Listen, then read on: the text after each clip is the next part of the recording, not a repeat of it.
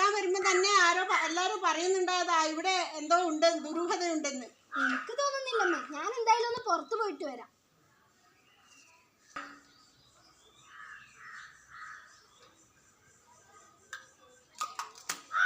അമ്മേ, ഞാൻ പോയിട്ട് വരാവേ.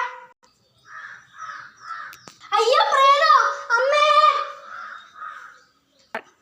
അമ്മേ അമ്മേ, ഞാനും കണ്ടമ്മേ അവിടെ പ്രേതത്തിനെ. നീയല്ലേ വലിയ കവയെ പറഞ്ഞ പ്രേതൊന്നും ഇല്ലാന്ന്. അല്ല, ഇത് പ്രേതം തന്നെയാ. നമുക്ക് എങ്ങനെയെങ്കിലും ഒരു മന്ത്രവാദിയെ ഇങ്ങനെ വിളിക്കാം.